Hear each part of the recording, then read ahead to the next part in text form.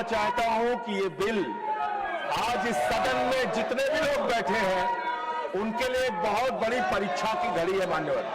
और मैं इसलिए कह रहा हूं कि ये बिल राज्यों के अधिकार को छीनने का बिल है।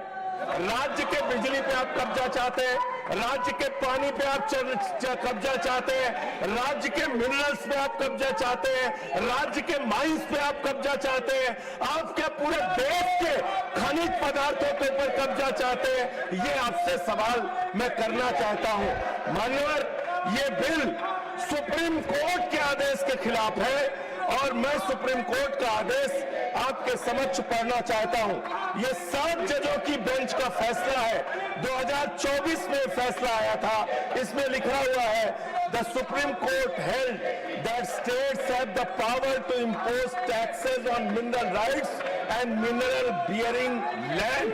और आप जो बिल लेके आए हैं, इस बिल में आप लिख रहे हैं नो टैक्स, नो सेस और such other levy whatever name called shall imposed by the state government। राज्य सरकारों के आर्थिक संसाधनों पर कब्जा करने की हिम्मत आप कैसे कर सकते हैं। ये काला कानून है। ये राज्य सरकारों के आर्थिक शक्ति को छीनने का कानून है। मानो मैं इसको एक मिनट शांत हो जाओ। ये आपके भी राज्य से जुड़ा हुआ मामला है सर। ये ऑथेंटिकेट कर रहा हूं। Yes, I will authenticate it. Go on, but you authenticate it. Sir, I will authenticate it. Sir, मान्यवर, मैं आपके माध्यम से सीधे तौर पर कहना चाहता हूं, ये बिल चंद पूंजीपतियों authenticate only the I will authenticate sir Supreme Court order. I will authenticate whatever the Supreme Court decision is.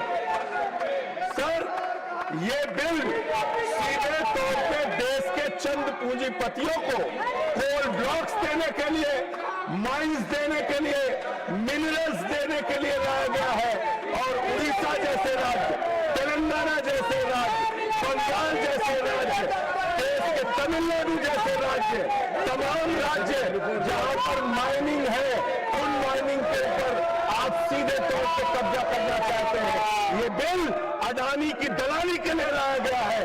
Adani की दलाली करने के लिए आप एक बिल लेकर आए हैं।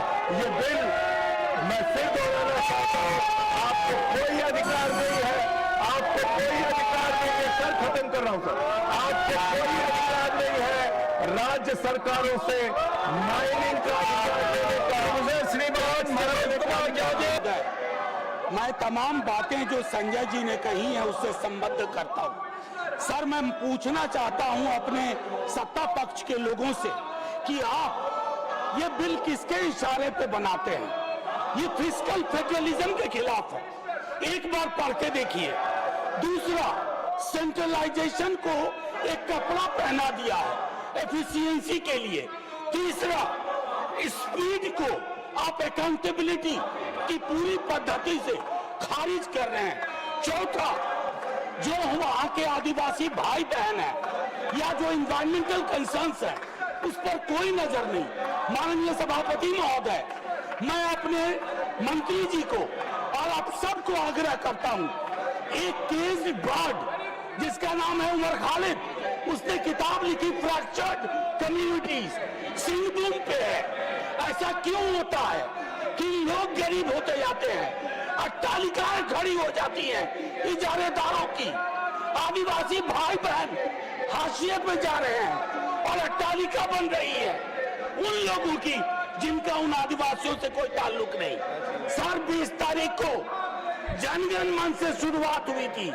आज वंदे मातरम बजेगा, लेकिन देश के 2 ओहदेदार संसदीय गरिमा को तार तार कर चुके हैं by refusing to come।